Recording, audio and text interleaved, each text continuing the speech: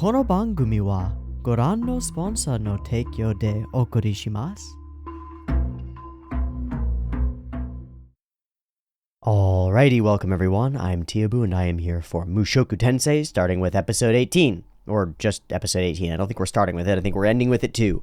Last time on Mushoku Tensei, kind of both last times, we did the 17.5, which was Cliffside. And before that, we did 16-17, which was Forsaken by Father and Reunited with Father, which is quite fucking good, by the way. Hold on. I want to make sure. We didn't do a comment spotlight on the Cliffside one, and we didn't do a comment spotlight previously for the 16-17 one, so that's where we're going right now, and let's get going on it.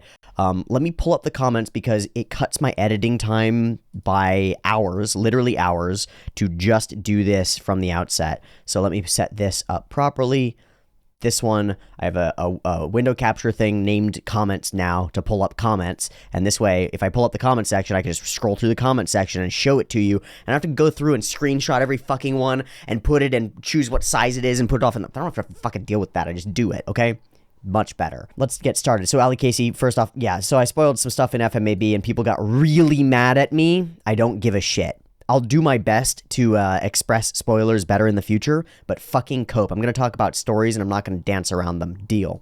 The $1 million bread breaking scene is secretly the most important scene in the show. It's not, but it is really good. And everybody in the comments is talking about it foreshadowing something in the future, which I think is a joke, so good. Sev Kev says, small detail I always loved is that Norn is clearly wearing Rudy's hand-me-down clothes from when he was that age in the episode 17 opening. Hits home as a younger sibling. As an only child, I didn't catch that. Thank you for sharing your experience about it. Badford, in case you missed it, Geese was a member of the Fangs of the Black Wolf, along with Paul, Zenisu, Ghislaine, Elinalise, and Tallhand, which is how he knows Paul. It showed an image of the whole party early on in the season when Ghislaine was talking about them, but it was easy to miss if you didn't scrutinize it, which I wouldn't have. We can assume that he was the thief or rogue of the group, unclear if he figured out who Rudy was when they first met, but I'm guessing he knew instantly. Yeah, also I think he's a deity or some bullshit, so, you know, whatever. And I'm gonna skip over the rest of the comments, great. The novels explain where he got a horse. He pulled rank and borrowed it, but basically stole it. Rudy dropping some big truth bombs, says Cello, your grievances only matter as long as he's alive, and cherish your siblings. Big fucking stuff. Sky Fox, I feel like Paul has been striking out for a year and a half when it comes to news of his family, despite tapping every resource available to him to try and find them. Yup. Bingo. That's why he's in such a state. His hope that his genius, mature, incredibly talented son would be okay turned into an expectation that where Paul failed, Rudy would definitely succeed, which is a classic dynamic between father and son is like, no, you're just going to do the things that I was supposed to do. And usually it's like, you're going to become the candle maker, son. Take over the candle maker shop and make the best candles. And the son is like, Dad, I want art. Dad, I want to do the art. Please let me go and do the art. And the dad's like, no, you must make candles, boy. It's like, okay, a classic. Where Paul failed, Rudy would definitely succeed. He had to realize that his assumption was just something that he fabricated, and to take the situation for what it is and be happy that this small yet significant reunion was an incredibly good outcome. Yeah, he found out that his firstborn son is alive. See, that's the thing is, Paul just sort of assumed that Rudy was alive, but frankly, Rudy could have been dead, right? Like dead. And so it should have been joy from the outset. Thank God you're alive, son. But it wasn't, because there are all these layers of resentment and contempt and self-hatred extrapolated onto it. Rough. I can't go through this comment spotlight response, Iris. I cannot do it. It's too much. It is really cool. I get the thing about Vera and Shara, the sexual abuse and the on-display thing, and I find it very good. I'd like to think of Rudy not looking at Paul's face as something similar to Shoya from A Silent Voice, where he has an X over people's faces. It's a way of avoiding meaningful talk because all the emotions one would catch on a person's face aren't seen. A thing that Paul didn't realize is that Rudy never went to Zantport Adventurers Guild to see the letter. Right. He released Richard and the Beast Children immediately after arriving and bringing heirs to their room, and afterwards was at the Beast Folk Village for the next few months before leaving for Millis. The Bikini Armor Woman also has a... Okay, but that's the important part. And then you spoil the it's not spoiling. You mention the background for the girls, which is true. And a bunch of people mention exactly that as well. Same thing. And the funny part is, as B2EO says, certainly worked on T. Well, yeah, it did. Big titties flopping in my face, and I'm gonna be like, oh. Like, what am I gonna do? I'm not a guy. I'm not a human being who likes titties. I like titties. It's gonna happen. So the distraction mechanism works great. Okay, so Eric's whole comment, I'll read through it quickly. First, I want to state that this pair of episodes is close to the best emotional arc of this entire anime IMO. It's part of a payoff of the very long-running theme of Paul feeling inadequate as a father and sort of being one, and sort of falsely idolizing Rudy, the hope for the future, the live vicariously through your son who can be better than you. Yeah. And the flip side of Rudy basically never treating Paul as an actual father figure until now. Right, because Rudy's arrogant. He's like, I don't need dad. I don't need a dad. I know everything already, kind of.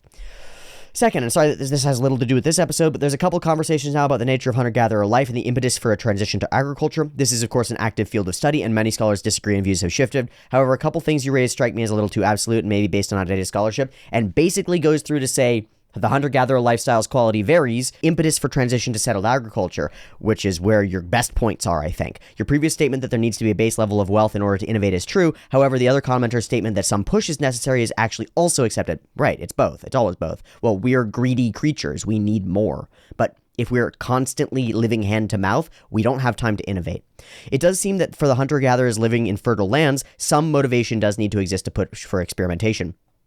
Seems based on what? Seems based on what? Like, on what? If you've got a basis for that, then I'll listen, but I don't think that there's a basis for that. Anyway, Mesopotamia is fertile, yes, but it also goes through periods of climate change, and it is at least suspected that these drying out periods encourage transition to agriculture in order to secure food supplies. I have not seen the evidence on that, but I do not deny that it is possible. Share it with me, please, so that I can get more of a grounding in this. If you know any books about the development of agriculture, I'd love to know. In fact, let me just do that. Books on the development of agriculture. Evolutionary. History of world agriculture from the Neolithic Age to the current crisis. An edible history of humanity. That is one that I think I was recommended pretty recently. So what I will say is this. I don't actually know that much about agriculture or the transition of. I mean, I know a bit. I've read a lot of books about the transition from being monkey to no longer being monkey, and that's kind of where the agriculture thing comes in. It's like, where's the bright line between conscious humanity and monkey? And the answer is like, I don't know, tool use, fire use, literature, language, like, where is it agriculture? It's somewhere in the mishmash of all of that. We hit an inflection point that went to the moon, and it was consciousness, and I don't know, but what I am going to do is I'm going to take this $13 book, paperback, An Edible History of Humanity, and I'm going to click the add to cart button, and when I get a few dollars, I'm going to align that. I'm going to choose between that and like 40 other books that are in my shopping cart and elsewhere, and I'm going to choose which one to get. So eventually I will get that, and that will be helpful. Basically, and this is the most important part, basically I think both sides of this argument can be true at the same time to certain degrees to explain the initial transition to agriculture. Well, that's the way it always is. It's always both things, always, in fullness. It's always that it's hardship, and the hardship is continuous, but you had enough time to innovate because you were abundant enough, so you innovate ways to produce more abundance, and they're exponential, because agriculture is exponentially abundance generating. One farmer can feed an entire town, which is crazy. The banana bit of the explanation of basically how economy works is hilarious to me. I think so too. And yep. Steve's channel, your eyes were justifiably focused on her jiggly badonkers in the fight scene. But did you notice that Rudy's eyes were also laser focused on them? I think this is the best expression of the whole idea. Is like, did you notice that that's what was going on with the character? Like, it was diegetic, like it was part of the show, and it was meant to be happening. Yes, and it's great. It reminds me so much of Monogatari stuff. It's fantastic. So when Rudy said it didn't occur to me, that hit me, because it didn't occur to me as well. I actually think that there's no indication that we would have understood that it happened. I mean, actually, there's no way to understand that how much space would have been taken away, let alone that miles and miles away it would have impacted his homeland, because that's nowhere near the city where the actual explosion occurred. It's nowhere near it. I mean, it's in the same realm, right? But it's nowhere near it. It's like miles and miles and miles away. It's a totally different location. So the idea that the Mana Cataclysm would have hit his home would have never occurred to me, because there's no indication of the actual scale of the thing. How would Rudy know? There is no way that he would know. There's no way. Emotional reunion, says B2EO. The defense and comforting of Rudy was cute. Absolutely. And a little terrifying, because she could have given Paul a run for his money if they had really fought. I really think so too. And I thought that Norn's defense of Paul was very sweet. Absolutely. Protection. I really like Geese at the moment. His behavior has quite possibly made him my favorite character. He's very jester-y. He's very He's very clown-esque, and it's very scary because that's an archetype that often turns into the grand villain or the grand antagonist who's got its own purposes going on. I'm worried about that with wit, by the way. For Sanderson and Stormlight and all of those things, I'm worried about the King's wit. I'm worried about well, it's wit. It is who he is, whatever you want to call him. Whether he's in Mistborn or in Stormlight or in Dawnshard or in Elantris or in Dragonsteel or elsewhere, Wit knows too much, and I am scared of him. And so it's a very similar character. I see that Geese is very much like Wit in that, well, who the fuck is he and what is he actually all about? Because he's been around for a little while and he's doing things that are interesting. Somehow he does seem just a bit too good to be true. I also noticed that Vera's cunning plan worked well, as other commenters have amply pointed out. Indeed. Alexander Lucas, when it comes to the realization of the situation in the episode, it's not just a letdown or disappointment in trust and expectations based on capabilities, it's the loss of the bliss of not knowing and the hope held in a positive outcome, because it reveals that it's the hope to baseline, which feels like a drop to despair. Seeing Rudy and hearing from him broke Paul's hope, the hope that everyone he cares for is already safe with Rudy from the start, being already found by Rudy, or Rudy making any sort of progress that would mean that even if he can't carry the weight of the situation himself, that Rudy could solve it, or at least is doubling the effort by carrying some of the weight too. Same for Rudy. His first thought should have been to inform people close to him about the situation and inquire more about it. Well, there's no should have. There was no indication or reason for him to do that. None. There was no reason for him to believe that anything had happened besides himself and Ghislaine and Eris. No reason for it. I really mean that. I understand that people are going to say, but it was right near the city. Who gives a shit? I don't fucking care about cities, and neither does Rudy. He cares about his family, and there's no reason for him to believe that his family was in danger. So, anyway. Being a gifted kid and being made disproportionate from and impacting the expectations of those around you, absolutely. This set of episodes is what made me read the light novels, because to me it showed depth and relatability to both Paul and Rudius. Even when I was just casually watching the show, as it came out, it stood out to me as something I could learn from and something I could relate to. I was the gifted kid. I wouldn't say a genius, but gifted in the way that Rudy kind of is. And I was depressed and hiding from reality, aware of my problems but not being able to fix them, like Paul. I think I still am both of those things, at least somewhat. That's reasonable. And you're going to be both of those things for a while. And knowing that you're in that place of not quite integrated, not quite resolved, where there's conflict within you, that can be very powerful to be aware of. And you can harness it, and you can direct it, and you can put it toward integration. Literally, psychological self-integration is the idea. It's fantastic. More on Crow. I read this one immediately. In fact, I wanted to like this comment. Had a similar to the story experience, first time meeting parents in a long time, and instead of asking how it is, how are you, poking each other with claims and stuff, and thanks to this short story for showing how it could be done, and okay weekends at a parent's place. So the way that I take this is, I had a similar experience to this, and I was able to use the lessons that I learned in this story to avoid the poking and prodding and figuring out thing, and instead show by being human and loving each other, have an okay weekend at your parents' place. And that I am super solidly in favor of. Good shit. The girls, love the reaction. Never went to the Adventurers Guild, right? MVP is the bartender and Geese. Definitely.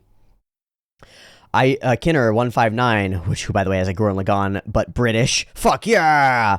I just realized the double standard that Paul had toward his son, because himself didn't think about anyone else until he got home and someone brought it to his attention, but he expected Rudy to know everything about the situation way before he did. 100%. The hardest battle, Lai Li, the hardest battle isn't the one with the demon god or the dragon god. The toughest battle is to say what you actually feel. Nailed it. Thorix 77 says, okay, 1 hour and 48 minutes in, you just became the first content creator I ever helped financially. Thank you. I hope this is pep talk about MT was really good. You got me. Gotta be honest though, I'm a complete Mushoku stan and I only watch reactions about MT. 1 hour 52 minutes. I'm curious about your take about sponsors. The way you talked about being sponsored makes me think you find not having them a virtue. That is correct. That is correct. It is virtuous to not be sponsored. Sponsorships are inevitably corrupting. Personally, I don't think sponsors are a bad thing. I do. As long as they're ethical, I agree, but they're still inevitably corrupting. And the one being sponsored genuinely believes in the product or service they advertise is worth the viewer's money. Sure. And I buy products that are sponsored by people that I trust relatively frequently, and I'm into those. However, I seek out people who use the product and then get sponsored by it. Here's my problem. Most of the time, that's not the case. Most of the time, people take sponsorships in order to get money, not because they give a fuck about the product that's being sold. Even if they're discriminating and they choose only products that are things that they would use themselves or do use themselves, there's still money in the equation, and so it is inevitably corrupting. That is, that the person, whether they're lying or telling the truth, is paid to some extent or given free product in order to tell you about the thing, and so their relationship with the product is corrupted completely. What I want has nothing to do with making money. What I want is to be the kind of person that you can trust to give you my honest opinions of a thing. And if I am sponsored at any point, my ability to honestly say that I like or do not like the thing is gone. So for example, I'll just tell you this. I ate Factor meals, the Factor company Factor meals, which sponsor tons of people. I ate Factor meals for about a year, and I'm off of them now. And I like them quite a bit, and I would love to do a full review of them. If at any point during that process I had taken money or advertisement money or marketing money or even free product from Factor, I would be unable, even if I tried as hard as I could and really meant it, I would be unable to give you an unbiased review because the bias would have slipped in. But I paid for Factor over the time. First off, I bought into the advertising and I was like, well, that's a good idea. I'll try it. And then I tried it and I was like, this is pretty good. I like it. And then I stayed with it for a while. And then for my own reasons, I switched away from it and have switched away from it. Okay. And I would like to make a review that is unbiased about it, and I can do so because I have not been sponsored. If I had been sponsored, I would not be able to do that. Ever. Nor would I ever be able to effectively review any product in the same line, ever. And it would erode the overall fundamental trust that my audience can have in me. Because I would have taken money once, who's to say I'm not taking money again? So I do think that sponsorships immediately, inherently, and intrinsically devalue the creator. It's spatial time attention prostitution, and I do not like it at all. I don't like advertisement in general, and I don't like parasitic advertisement in general, even if it's semi-mutualistic, which sponsorships are. If you're not funded by yourself, then you're funded by things bigger than you, and I don't want to pay them 1 cent, and I don't want to pay them 1 moment of my attention either. Because the most valuable currency you have is the one you're spending right now by watching me. It's your attention. It's your attention. And your attention needs to be sacred. It needs to be fucking sacrosanct. Anyway, sorry for being vehement about this, but I'm really vehement about this to the point that, well, my whole life is maybe going to fall apart because of how dedicated I am to the ethics of this. Which is to say, no early access, no advertisements, no sponsorships, no shilling, no paywalls, no nothing. No barrier between me and producing truth and sharing it with you. Truth as I see it and letting you insult it and criticize it and whatever. Okay. EC, it's so powerful to see a story told from both sides of the parent and child relationship. It's honestly not that often that I see stories that deal with this subject. Almost never, man. Even though it's one of the most important stories that applies to almost everyone ever born can relate to. Yes, there are exceptions, but for everyone who's abused or lost their parents, I think this story could very well still convey something vital to them. A good chunk of stories either write the parents out, imply that their relationship is good or has resolved, or has to be dealt with via some violent means. Here we see a story where the issues of growing up and healing a family are front and center.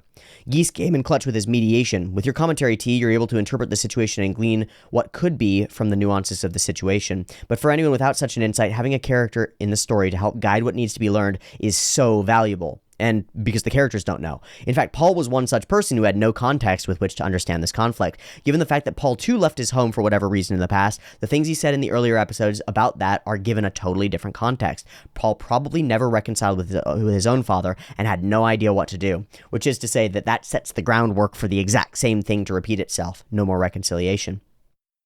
And I'll echo that and say this. I have some problems with my own father, which I've expressed, and some people have been like, whoa, you're going to fight your dad? It's like, no, okay, maybe. We'll see. The reason, in large part, that there is conflict between me and my father is because he never had a father. His father left when he was 4, went off to Vegas, and died fucking whores. That's my father's father. And so the fact that my father has done so well is the reason that I can respect him, the large foundation of it. But that's exactly it. Paul left his home, never reconciled with his own father, and had no idea what to do. made me realize that my father doesn't know how to reconcile with a father and doesn't know how to take the other role in that. And so oddly, terrifyingly, I have to be the one who shows the way. And I have to act like Rudy and say, no, father, this isn't the way. Now get on a knee and put your arms out, motherfucker, and let me jump into your goddamn stupid ass fucking arms. God. And so I'm going to have to do that. And so the story has shown me exactly that. And it's exactly right. And it hurts like a bitch to watch it because it makes me feel so weak because I realize that I'm not strong enough to do it yet. Isn't that, well, that's the most valuable thing that I could ask for, is something to point out where I'm weak, and I love it. Rudius is his first child and only son, and this is all new and all painful. He learns and he grows, and seeing him shed tears was just so emotionally resonant. The hug scene had me crying for at least a whole minute, and it was a damn good cry. Fantastic episodes. Fantastic comment, DC. I appreciate it. I do like this bit from Amso. The bread. Often when I feel depressed or ashamed or whatever, I tend to hyper-focus on the physical things right in front of me to distract myself from the pain that comes from thought or introspection. To me, the extra attention to animation clearly showed that mind state and worked really well. Through Rudius' eyes, we see him really focusing on splitting that bread instead of thinking about all the things that he's hurt about and make him feel pain. It's a great introduction to the scene where he can't look at his father and keeps looking down at where the bread would be. Right. Oh boy. This is correct. I agree with you, but I'm not going to read through it. I agree with you, Amso. You're not incorrect, but it's too complicated for me to dive into. Oh baby, Johan, who has been charging through 86 and devouring it, as far as I can tell. I hope you're having fun with that, by the way. I'm watching your comments come in, and it's a damn shame that nobody reads them because they're like, it's a video in the past now. But somebody should go through all of the 86 videos and just go through them. Anyway, Johan. These 2 episodes beautifully illustrate the contrast between communication and assumption. We see what happens when you speak without listening, listen without hearing, and lash out in the way only family can to hurt each other in the most pointed ways. We see what happens when you assume without confirming. Both parties make great mistakes. Both parties are acting in what they assume to be proper form given the situations they are in by what they understand them to be. Both parties are internally well justified to be aggrieved at the other, but not because of what was said or done. How they tried to communicate and fail. How they try to communicate and fail. You got 2 tenses going. Tried and failed, tried and failed, try and failed. Try and fail or tried and failed. How they tried to communicate and failed shows us what it means to have 2 different conversations at the same time. The solution we see is more conversation. After retreating into their camps and licking their wounds, we are given the opportunity for reconciliation and true communication to happen, without pretense and without anger at failing to meet our unreasonable assumptions. Another benchmark cleared in Rudy's quest to realize his better self by embracing the necessity to reach out and resolve what previously he had let fester and rot. Bang. It's also good that cultured Rudy does not let his assumptions interfere with Eris goblin slaying in Watertown. What no one is saying, however, is that all of this high drama could have been avoided and everything would have played out much differently if Geese had been open and honest about who he was, why he was out there, and that he had figured out who Rudius was. Instead, he dove into his trickster mode to try and set up an elaborate sitcom matchmaker scheme to arrange a chance meeting for Paul and Rudy at the Adventurers Guild, which he did, in Milishon. Good on Geese for responsibly steering Paul back on track after his farce blew up in their faces, which is an interesting perspective because he does very gestury pull the strings, and they do cause the 2 puppets do collide with each other, but then they get all fucking tangled and all their strings are all fucked, and the puppet master's like, oh shit, and he's got the wherewithal to go in and untangle the strings and get them set up so that the scene works properly and they can actually hug, which he does help doing.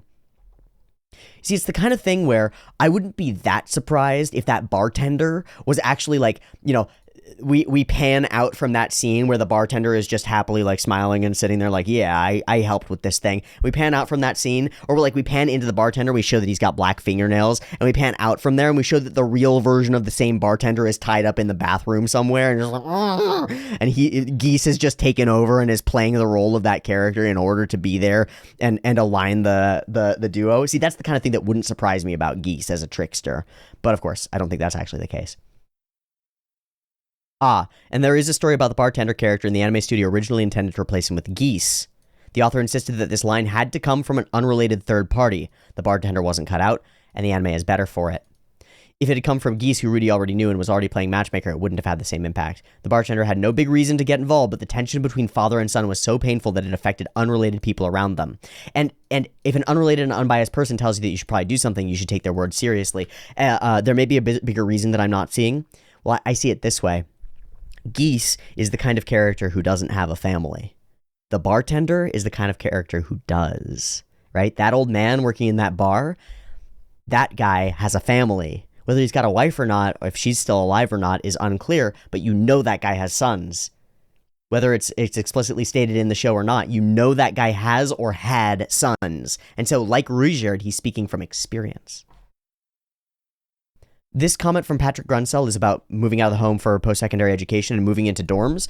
The dorm system, basically saying that that's a very American thing, that is not the way that universities in Australia work. That's a damn shame for Australia, because the dorm system and the university college campus style of thing, go live in a place with people, be forced to live with them, and interact in a communal way that allows you to that forces you into new experiences and learning, is the college experience. And without it, you're not getting that. And I think most people who go to college and university these days don't get that, and so they miss out on the whole experience. The whole point of it is not the classes, as far as I can tell.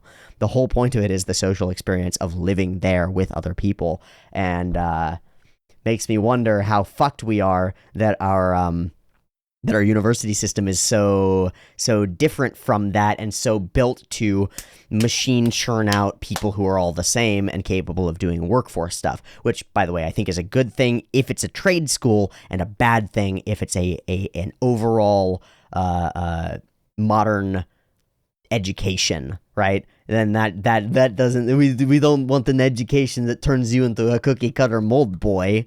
No. That's what trade school is for, okay? If you realize that you're dumb as a bag of rocks, but you need to make money, go become a welder. And I mean it, man. I really mean it. I got some friends who are welders and wood carvers and guys who work in lumber yards and do so by choice. And they're making good money. They've got lives going. They're able to pursue their passions, hobbies, and interests on the side. Like, welding it takes like a year to get pretty good at welding. Good enough to do important machine welds on stuff that, like, individual work that can't be automated, right? Because it's too individual. It would be inefficient to automate it. People pay out the ass for that kind of work. Wrought iron, so many things that you can do that people need done continuously, and you could do. And those things are great for churning out a person who is capable of being a plumber or a tile layer or a mason or a carpenter or yada, yada, yada. Great. Those things are great. If you want an education, you should go live on a campus with a bunch of dumb idiots and get drunk every Friday. It really works. I don't know. Good shit, man. Well grokked, in my opinion. I have watched many reactors/reviewers respond to this pair of episodes. I have formed the opinion that this is a good litmus test for how much attention people are really paying and the bias of the viewer. People that have been waiting for the books to balance and for Rudy to get his just desserts side with Paul in episode 16 and argue against Geese's revelations in 17. Even very engaged reviewers that understand storytelling and comprehend most things quickly have a hard time being 100% on Rudy's side when his drunk, desperate, misinformed father is slinging malformed accusations at him. Of every review reaction I have seen, only you and psychculturists completely grasped the gross mistake that Paul was making and gave proper weight to the Geese revelations. My brother, who is a father of 4, was disgusted by Paul's behavior. He said a father should never to speak to their child the way that Paul did. I think that Paul, besides being drunk, desperate, and misinformed, is not thinking of Rudy as his 11-year-old son in episode 16. I think he is treating Rudy like an old adventuring partner, someone who's experienced and capable, and he's a child, right? After watching your Catsup Lover, after watching your discussion at the end, I'm left wondering, why do you consider yourself a genius? Is it in a specific area or just in general? In IQ? I'm really curious. I don't see you talking about really personal stuff often, at least the shows well, what? I talk about personal stuff continuously, at least in the shows I've seen with you, but the few things I've heard sounded pretty rough. Really interested to see your perspective on the show, considering you can relate personally with some of the conflicts portrayed. I've been treated as a gifted child since I was a child. That's all I mean. And when I speak of genius, I'm speaking of genius. I'm speaking of the muse. I'm speaking of the spirit of creativity and drive that I sometimes access and sometimes don't. And it's really less in me than it is something that I'm just awed by that's bigger than me. Why do you consider yourself a genius? Well, because I'm a fucking genius. I don't know. And that's as arrogant as it means, and I'm saying it jokingly. I hope you understand that I'm saying it kind of jokingly. I don't see myself as on high or something silly like that. I I consider myself a genius because that's what's been reflected to me by people that I meet continuously. When I meet somebody and I talk to them for a while, I'll step back out of being in my reverie of blathering, and I'll go like, oh, sorry, I'm ending up talking, and they just look at me like, no, I want to hear more of that. You're fucking smart. It's like, okay, I don't know that I am. And they're like, no, you're fucking smart, man. And everybody that I've met since I was like 3 has been like, you're different. What the fuck is up with you? And I'm like, I don't fucking know, man. I'm just here. So it's a reflected thing. It's not something that's coming from within me. It's something that the world has said to me over and over.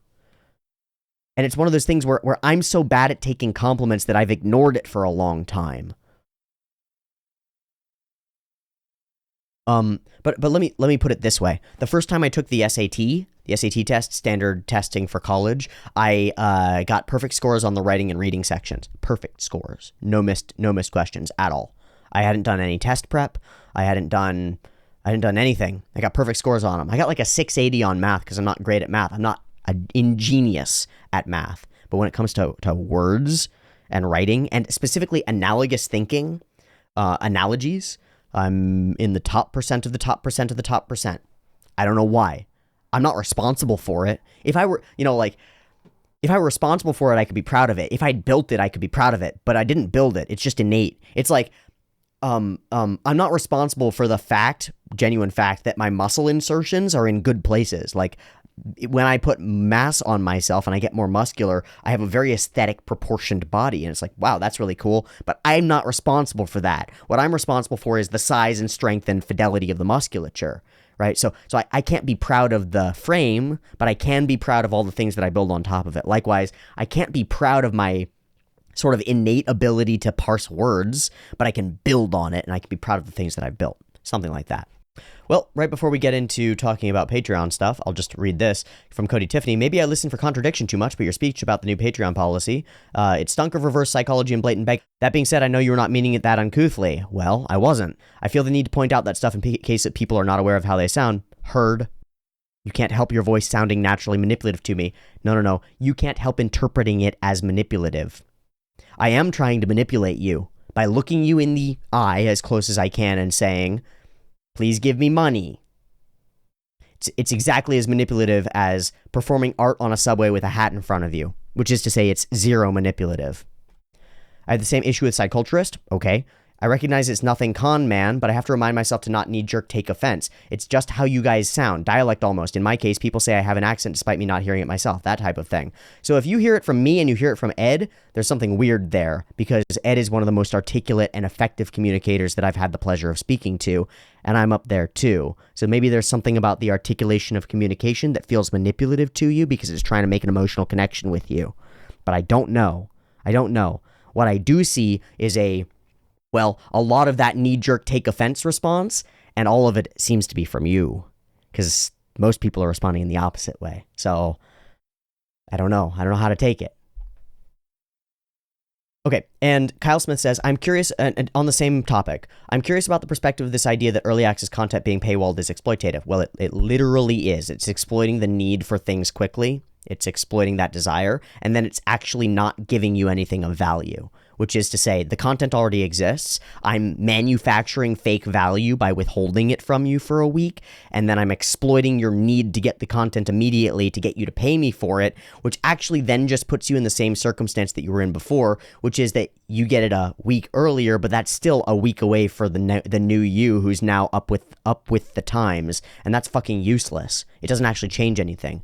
So I think it is exactly exploitative.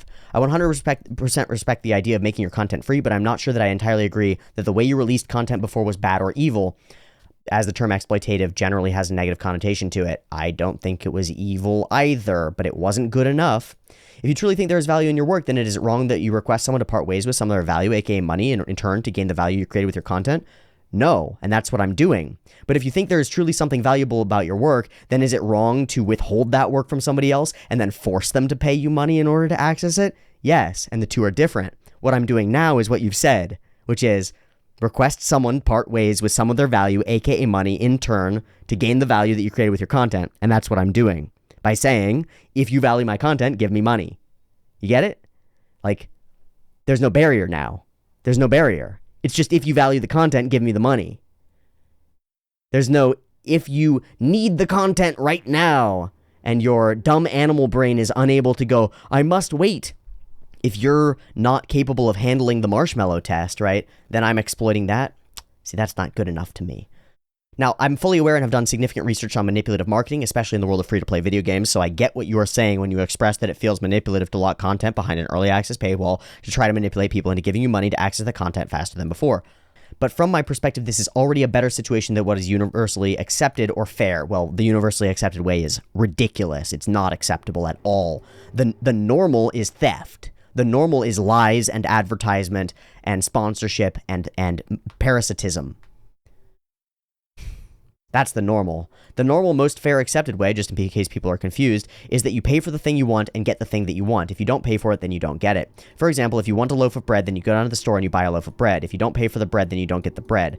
The solution leaves the decision up to the consumer to make the determination of if that loaf of bread is worth what the store is asking for, and if they don't think it's worth, then they don't buy. Well, that's fundamental economics. What T is doing is basically saying, hey, if you want that loaf of bread fresh out of the oven, then you can pay me for it, but if you are willing to wait a week when the bread is no longer fresh, then I'll just give it to you for free. I get that the analogy is not it. The analogy sucks. The analogy is useless because the content doesn't devalue over time. The main point I'm getting across is that I'm not entirely sure I would define the way you release content before as exploitative. That's fine, but it was. And I hope that you don't hurt yourself or your livelihood in the long run. Nope, I'm going to make more money because of this. I guarantee it. Just because I guarantee it. And if you don't believe me, stop paying for my Patreon.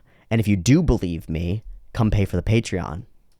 Just because you think the way you released content before was not fair, it wasn't. I personally think the way you're releasing content before was far beyond fair. That might be the case. It was more fair than most, but that doesn't mean that it's fair. Doing better than the crowd is not good enough. Not even close. And it's not bad to expect that you gain some value from the value that you put out into the world. No, it's not, but it is bad to put barriers in between it. As I mentioned earlier on in the comment, I 100% blah, blah, blah, blah, blah. Respect your decision to give this completely free thing a go, and I truly hope it works out for you and that you are still able to live a comfortable, happy life strictly off goodwill from your community. It's not off goodwill. It's off of a mutualistic exchange of value, one where I don't force it. And my response is, essentially, better than the norm isn't good enough. I need it to be pure, and it does need to be pure, because otherwise I'm not going to be able to sleep at night. And that's it. So here's where we go with this. Here's how I see it. I'm making content. I'm going to make this content for free until I die. If you'd like me to die slower, give me money. That's it. Is that manipulation? Yes. Yes. Is it true? Yes. Is there a lie to it? No. Is there any parasitism or exploitation of it? Only of my own willingness to work. It's the only thing being exploited and used to its fullest is my own willingness to work, and it's done consensually. It's done consensually. So it's about as ethical as I can get. Because early access, the way I was doing it, was not ethical, and it continuously rankled me. It actually made my life worse all the time because I knew I was a liar. Because I was a liar. And if I bring early access back, I will be a liar. Fundamentally to my core. And I will not be embodying the beliefs that I believe. The belief that I believe is this: I will cast my bread upon the waters, and it will be returned to me sevenfold, or tenfold, or 1,000-fold. Bread. Here you go. So, if you like the content and you want me to die less slowly, please give me more money, and then I can buy the things that help me die less slowly, like food, and then good food. Important things. Sorry for getting vitriolic, if at all, but, you know, people poking at my core ethical foundations is like, I'm gonna respond to that.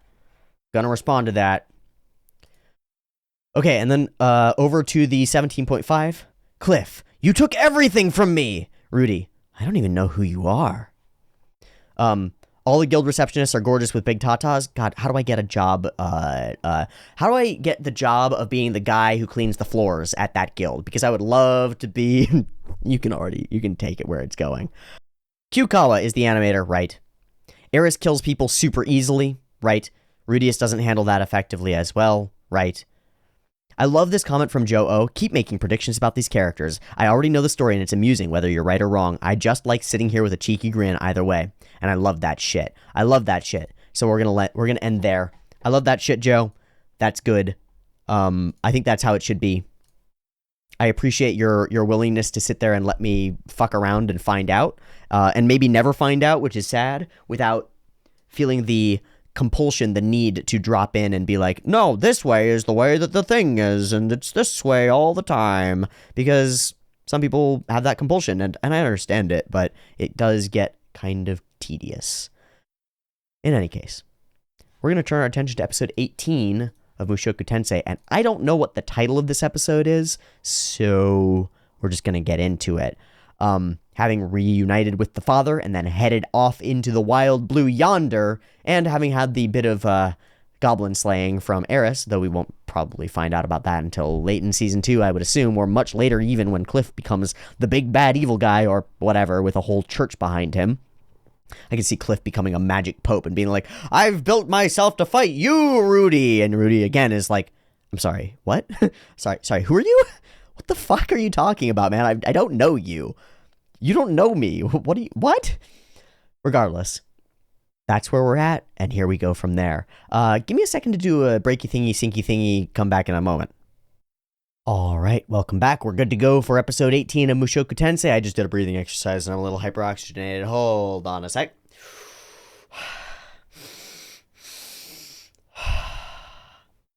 Oh, that's a little better. I really imbalanced myself there. I did a few, like, really hard, deep breaths. And as soon as I started talking, I was like, whoa. Okay. Mushoku Tensei episode 18. Beep beep timer.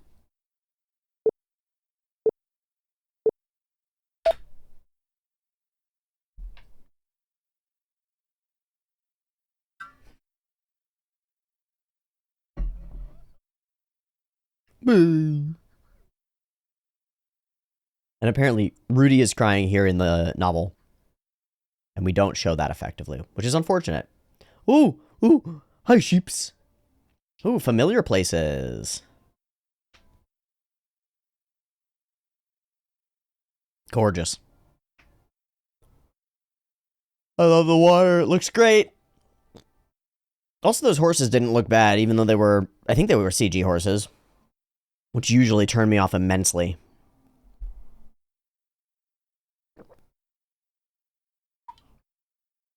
Always hungry. Okay. And you want what? Okay. Is this a scam? Is this a scam, dude? You trying to steal our shit?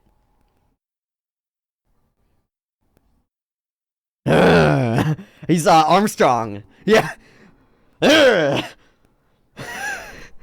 I've been destroyed. Awesome. Fuck, I love that. I need a... Yes! The world is bigger than I thought is the best line ever.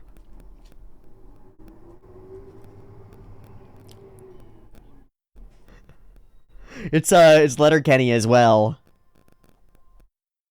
That's wonderful. That's wonderful. Okay, we're on a ship. Nope. Seasick era, still seasick. Yep, still not good at this. Very good, very well. All right, we got the money for travel. You'll be fine. Oh shit, he's overtaken too. We're in this together, darling. I can't help. Wow, he can't even say that. Totally fine. I am powerful rock.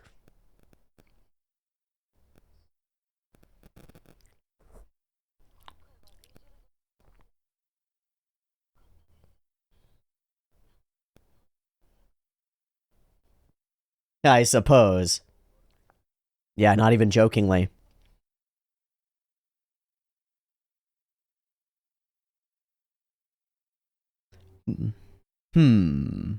But the bit of banter and the bit of heh is the way the relationship is, and it does work. If that. Indeed. Oh.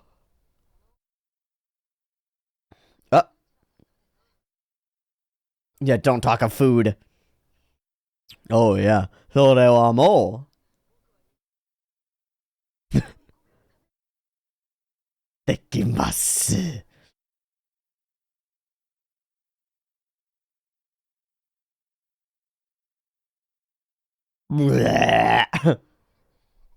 Ah, she is so beautiful.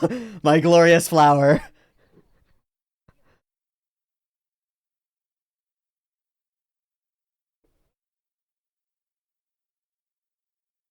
Hmm. Sold no. Right. Where they at?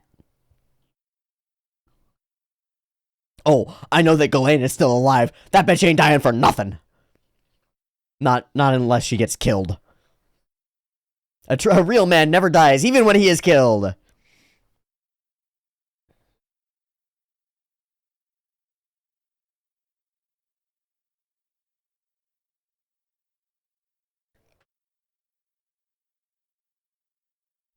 All of this ideation of thought and potential happens in the chaos of the storm.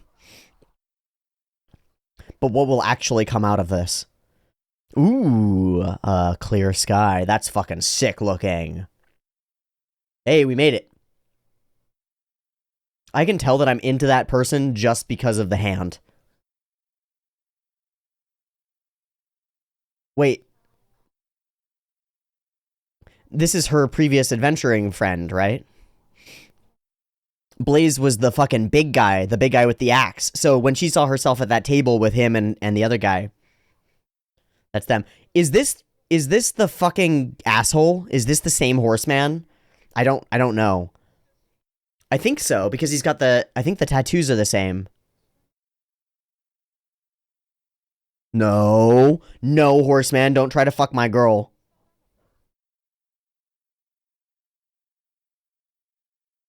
Hmm. Hmm. Hmm. Hmm. The look. And now you don't seem to care. And that's what makes you mature. Very true. It's Komari in Nononbiori who's obsessed with being seen as adult, and that's what makes her child. Very cool revelation. Didn't know my limits, didn't push the boundaries.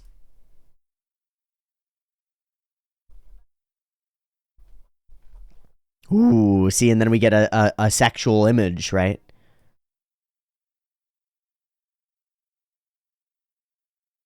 Right, things like what Rudy does.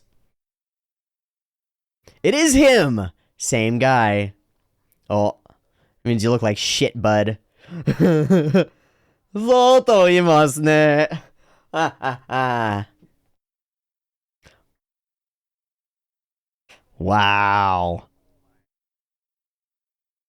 Right, I'm just the filter, man. I'm just the filter. Hmm. And of course, there's no way to know. I did run into this weird guy who almost killed me. Oh. Oh. By who? Yeah, this weird wizard of dead end, though. Little blonde boy with a magic stick.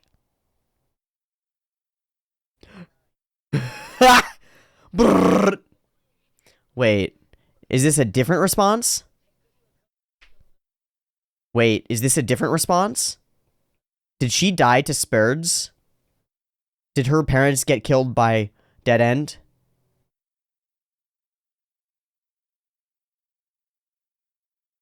Yeah, so we're gonna have to fully resolve that.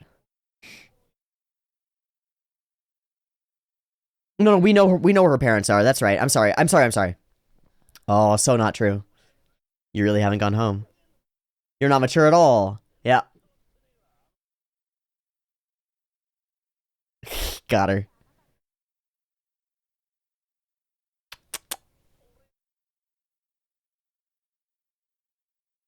Whoa! Fucking that guy? And you're still doing the same scammy shit? Fuck, dude. You gotta get a real life.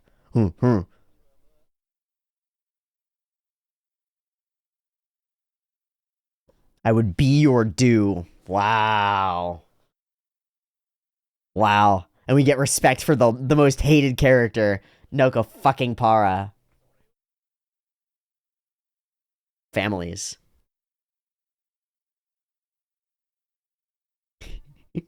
He just talked about his family and how it's more important. Yeah. Yeah, I wonder what the conflict there is. I don't think we know it.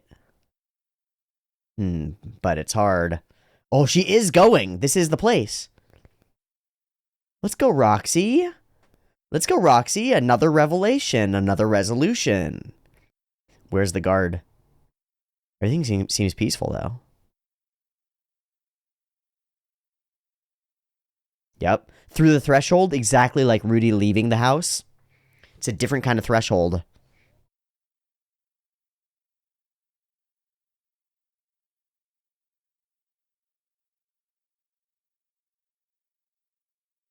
Yeah, that is a little... Oh, there we go. Some blue-haired people.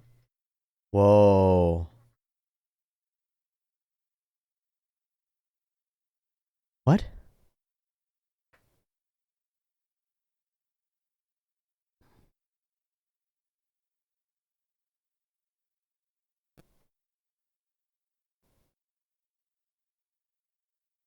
I am an outsider. Please stop. I can't understand what you're saying. What was that? Why was she pushed out?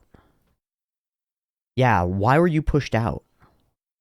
Because of your magic?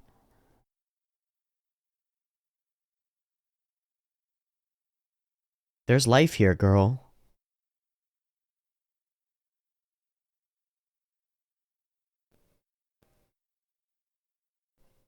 I'll bet one of those is your relative. Yeah, there's life here. You can't help but look at the children. What is this circle of stones?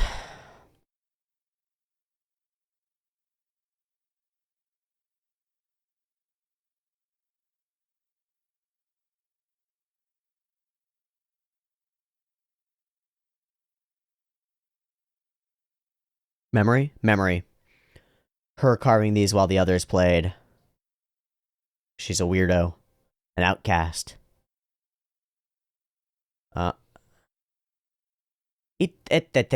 Will they reject her if she tries to heal?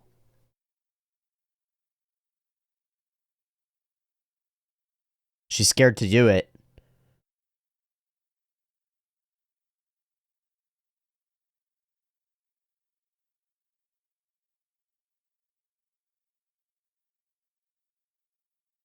Thank you, Nason! Arigato! That clacketing noise again. What the fuck? What is that? She can't look at them. They're too sparkly. And they're confused by it. It's like, what? And they look over. Reflections and sounds. An adult. And she leaves. Wait. They're reaching out. And it's overwhelming. It's too much. She can't...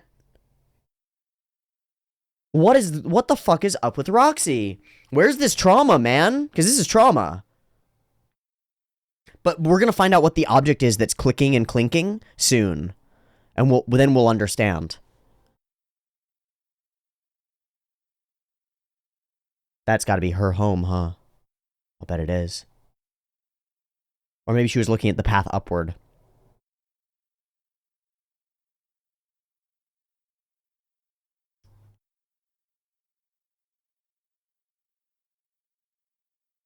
Yep, immediate love.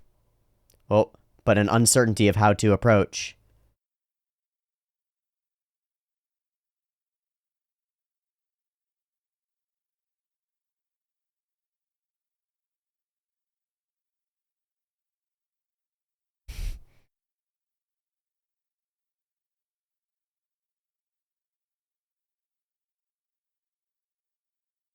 Split.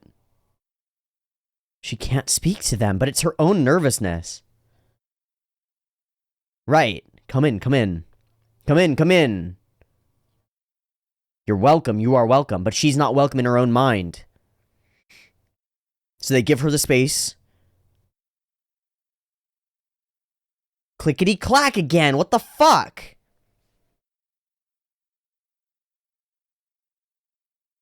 It's glass or something like it, or stones. It's overwhelming.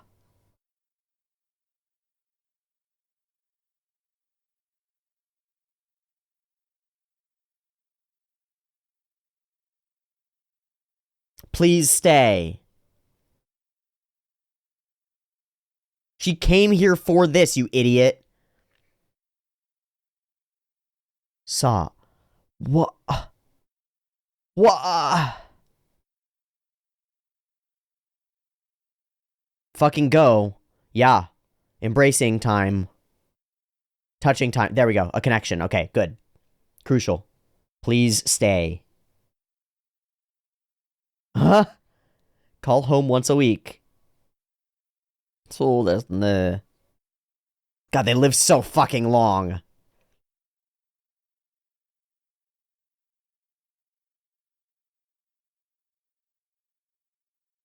Okay, that's good enough.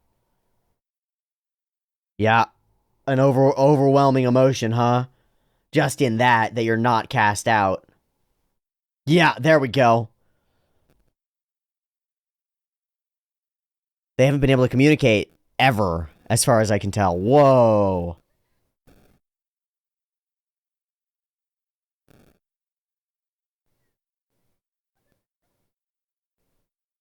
Yeah, the little doll.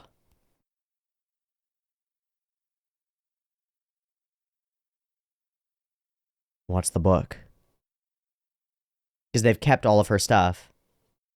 Because they care about her immensely, right? Obviously. But where's the what traumatized her?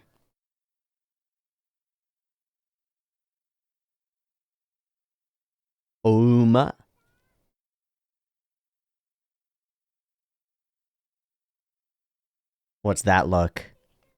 What's that look?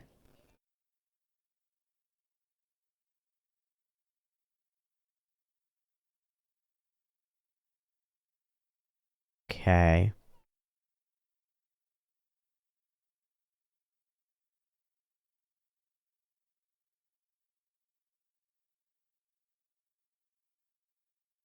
Oh, it's the telepathy. It's the telepathy. She can't telepathy.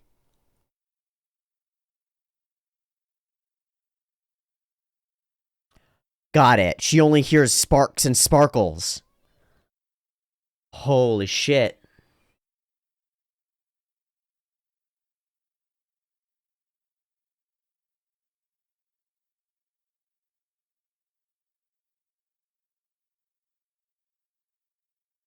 And you don't even have the sense. Whoa.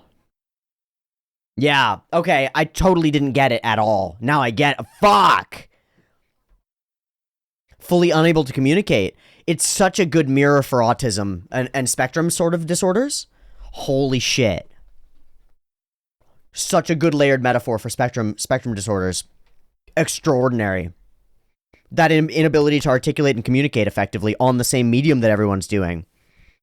The medium of microexpressions, that's what's missing in so many people. Wow. Yeah, but then we articulate emotion. We get it. We can mirror that. It works anyway. Excellent. Exceptional. Yeah. Where's Dad? Yeah.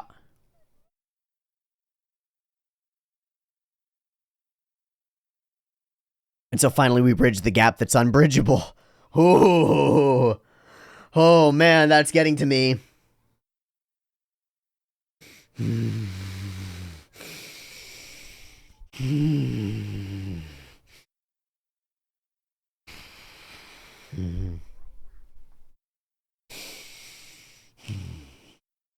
No, no, no, no.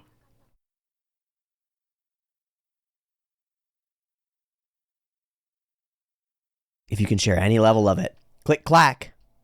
Same sounds to some extent.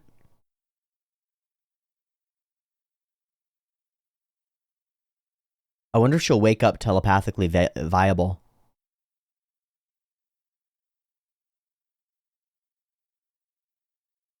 Sleep at home.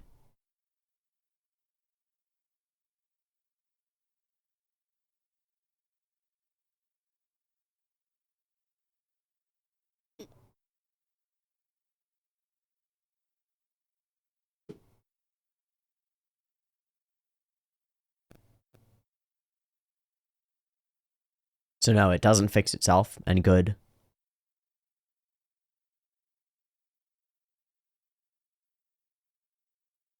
She wasn't kidding about being on an important journey. But at least she stayed. At least she didn't just leave before fixing it. Am I missing? Come on. God damn it, you know!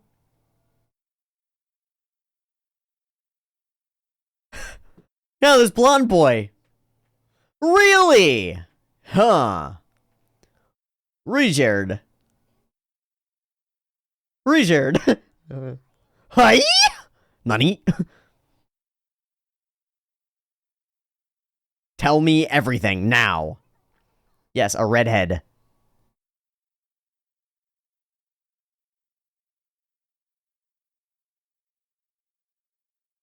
Yes!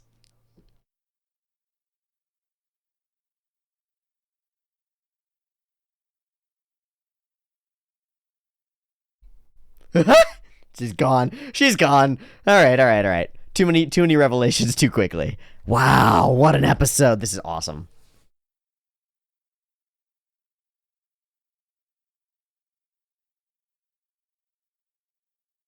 Yeah, with a ring on your finger. Winky, wink.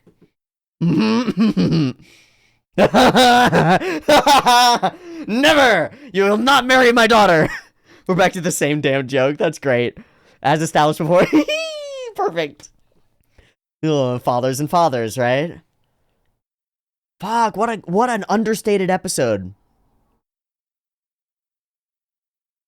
Yeah, crazy.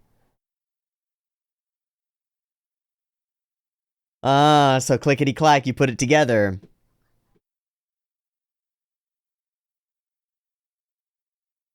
By the way, where are Elena Lise and Tall Half or whatever?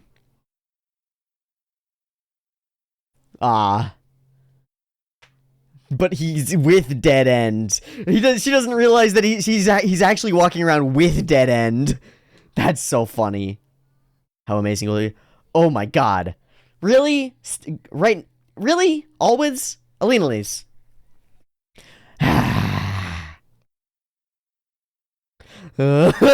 No. What a crowd.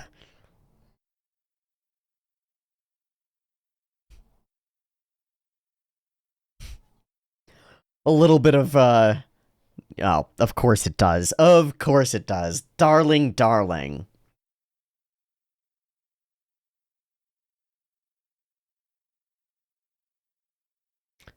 Still searching. Wonderful.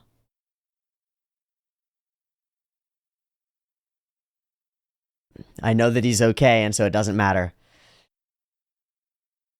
I love that belief. Cool.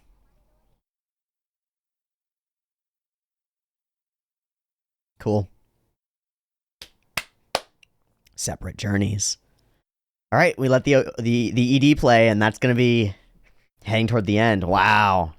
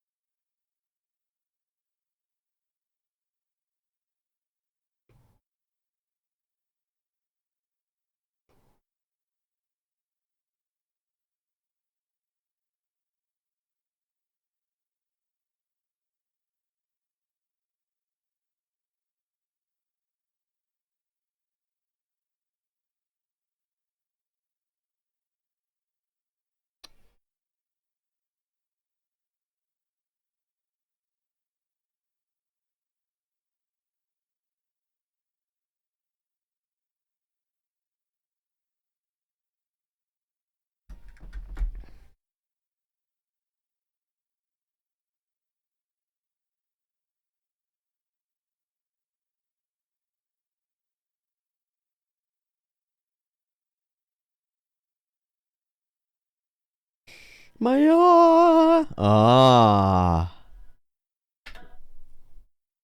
we're gonna get a harem choice now. We're gonna get to choose which girl is best girl. Well, we just had a strong argument for Roxy being best girl, so that's rough. Route selection, interesting. Which, I mean, it's literally going to be route select. Which way do we go? But still very cool. Okay, that's the episode. I did not expect it to be about Roxy, and I'm glad that it is. I forgot that it was called Separate Journeys, and I had ideated, like, maybe that'll be Paul going on a journey of his own, and then Rudy. No. Roxy, baby. Excellent. Exceptional. So, let's just run through the episode, because, okay, I'll say this. I don't think this episode is terribly complicated either, but there's a lot going on in the layered emotional conflicts between these characters, and we need to talk them through a little bit from the perspectives that I can bring to bear, which is not all of the perspectives by any stretch of the imagination. Sheeps!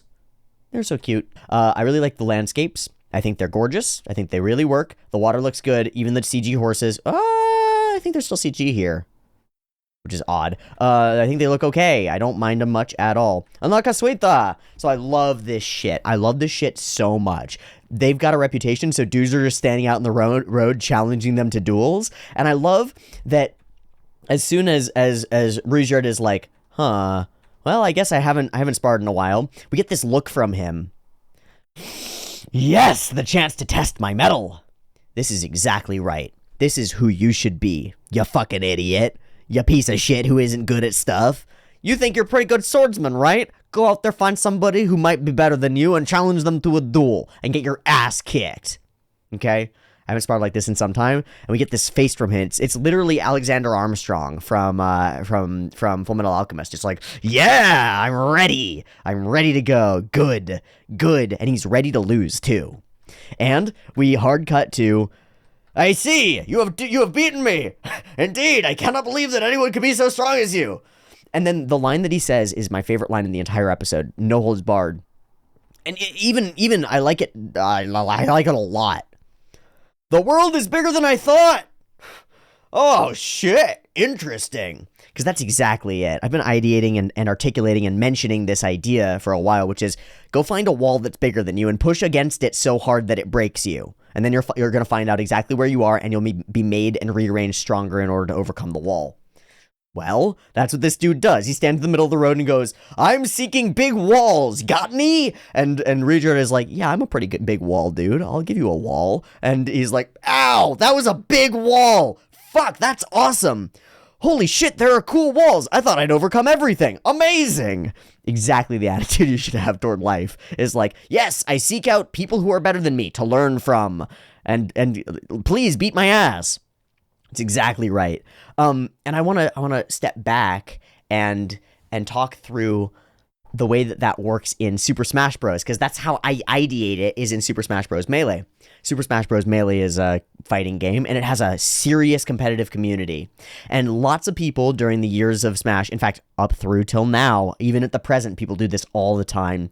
People will be like, I'm pretty good at Smash Bros. I could beat all my friends at Smash Bros. I'm like good at this game. I beat everybody in the neighborhood. I beat everybody that I know. I'm gonna go to a tournament and show my stuff. And they go to the tournament and they're like, I'm gonna kick ass at this tournament. And they go up and they're like, I'm gonna fight against Mango. I'm gonna fight the best in the world. Mewtwo King, I'm coming for his ass. And they sit down, and Jim Bob McBowflow sits down next to them and is like, I'm playing Donkey Kong. And the guy's like, Donkey Kong's a shitty character, man. I'm gonna cream you. This is gonna be so, oh my god, I'm getting destroyed. What the fuck? What the fuck is happening? This guy's a genius. This Donkey Kong is amazing. He's amazing. He's killing me. And that's exactly right. And that's exactly the thing that has sparked thousands and thousands of people, hundreds at least, to become serious competitive Smash Bros. Players. Let me go and find it. There's a clip, actually. I'm just going to go find it. I'm going to spend the 5 minutes maximum. It's 2:53. I'll spend 5 minutes maximum searching for this, and then I'll come back. I think we kind of had, not an arrogant community, but like we definitely knew we were really good at what we did. And the first story about Ken is like, you know, this guy like randomly posts that he won a GameStop tournament or some random tournament, and he can't be beat in this game. And the thing about that, saying that, is everyone says that. Like, they beat their friends, and they're unbelievable at this game, and they will never lose. And I've seen it at so many tournaments, and these guys just get absolutely, like, crushed. Like, torn apart, like, leave it with, like, you know, tail between the legs. Like, it was the same thing for Ken. Like, some guy that wasn't part of our community was like, I'm really good at this game. There's no way you'll beat me. I was just a small fish in a pond. I didn't know anything about the ocean yet. So the story here in this particular case is that this guy Ken was actually the best at the time by a long shot, and he creamed everybody for years. This guy is known still as the king of Smash.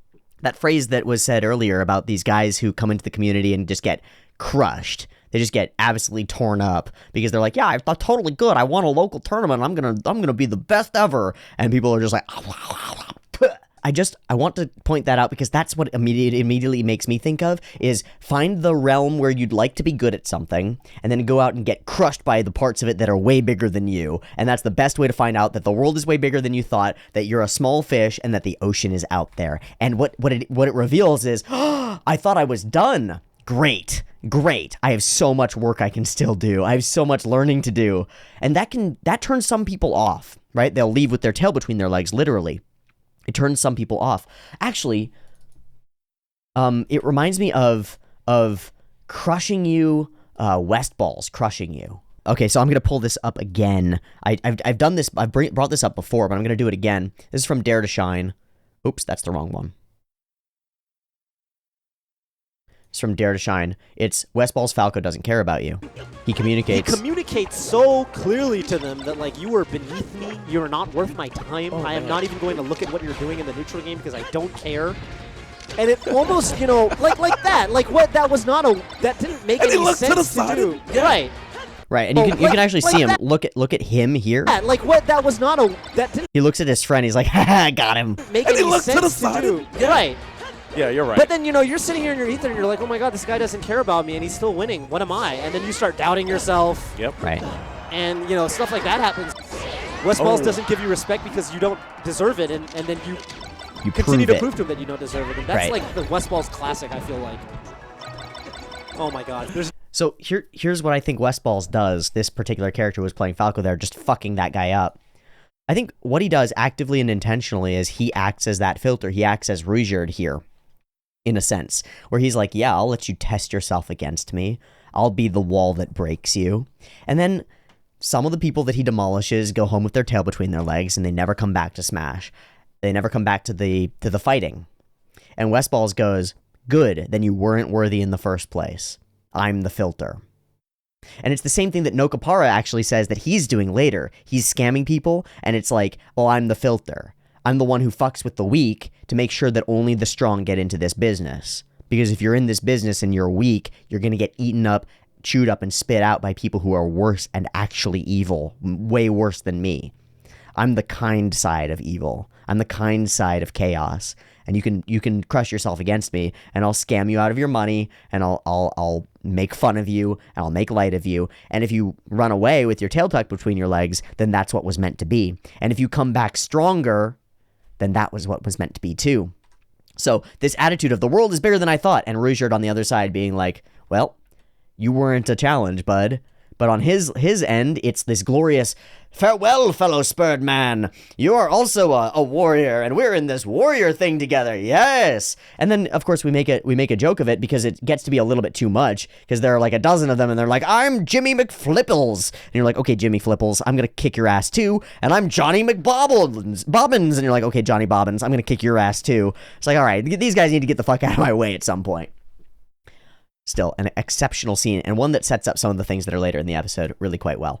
I love the chaos of the boat trip, of the journey. It looks great. It feels awful and pukey and lovely, and he can't even heal himself, but he's still got this mindset toward the good.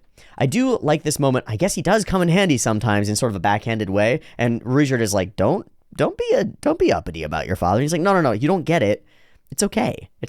We banter back and forth. This is it. And to some extent, he's right. That's healthy. And to some extent, he's not, and it's not healthy. But the conversation works really well. And I think that it's in the right path, right? This is a post-reconciliation conversation, and the reconciliation is evident in the relationship and the way that they both ideate it, which is great. And we get this moment from Ruijerd as he watches it, and he goes, really? Because that's not the way that his interactions with his son would have been. He's curious about it. It's novel. It's new information. Okay. And then we all think, wow, what a long way we still have to go. Yes, a rice producer. And it doesn't really matter what we end up talking about. It just sets up some of the things. What matters is we've got a long way to go. Let's get down to business to defeat the Huns, right? We'll go here, we'll do that, and we're going to choose the actual courses soon. Hopefully they'll all be back safe and sound.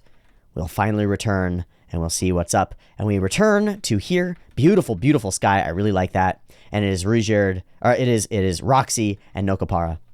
Right there. Bam. In the Demon Continent. Bam. And it is the same boy. Blaze is dead, and that was the dude with the big axe. So in the scene where we saw Roxy sitting at the table with her friends, it was Nokopara and the big boar guy with the big axe. And so those were her party that she was imagining, which makes a lot of sense.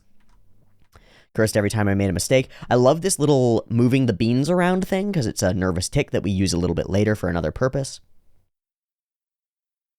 It was a good party, wasn't it? Good nostalgia. We middle-aged supports are the only ones left. You sure have changed, he says. And he says, you've gotten a lot more mature. And she's not sure what he means. And what he basically says is, the thing that was most childish about you was demanding that other people treat you as mature. And this is exactly Komari from Non Non Biori, who is a character whose main character archetypal thing is that she is a young girl she's older than her little sister, but she's desperate to be seen as adult. And that is the most childish thing about her, because she's actually quite childish, especially in the times where she's like, no, see me as an adult. That's when she seems most childish. And this is exactly what he says. You used to be desperate to look grown up, and you would have been like, oh, wow, you called me mature, and now you don't even seem to care. That's maturity. She goes, do you think so? Huh, interesting. A little smile. I guess I have changed. That is interesting. And she's nostalgia-ing. I didn't know my limits, she says. I hadn't pushed those boundaries. I was obsessed with feeling not being looked down on as a child, of feeling like an adult. And now we cut to, well, this is a sexual scene. This is sexualizing Roxy, but it's the exact same as before. Remember the moment where she was looking at Alina Lace, and we see Alina Lace's insane hip anatomy, and then we look at Roxy looking down at her own hips and being like, "Wah, I'm a little girl. I want to be a babe." Oh. Well, now we cut down, and this is Roxy thinking about herself, and she has her legs crossed, and the way her legs are crossed is womanly. By naturally. The way that she sits is adult, is mature, is womanly. Right? Without even knowing it, she's done the thing. The lack of seeking the thing actively has turned into the thing itself. That's pretty fucking cool. And she clicks through it. Oh, my reputation has gotten out of hand. Everybody expects too much of me. But you haven't changed at all. And then we get the good banter back and forth. You saying I got old? And she goes, well, he goes, oh, you've learned how to banter. Why? Probably because she's dealing with that shitty prince all the time, right? And so she's learned to throw insults back and forth without getting damaged by them. Pretty cool. And are you still making money by going after the weed? He's like, hey, no, I'm just the filter. I'm just Westballs. I'm just teaching them that this place can be harsh. And that's mostly an excuse because he is a manipulative, thieving kind of asshole, right? But we see his attitude toward it, and at least he's not truly hardcore malicious, necessarily. And then he expresses best behavior since I got burned. Yeah, detto endo. And she goes, wah, brrr. Forget about it. My parents, you haven't gone and seen your parents? And she does the same thing again.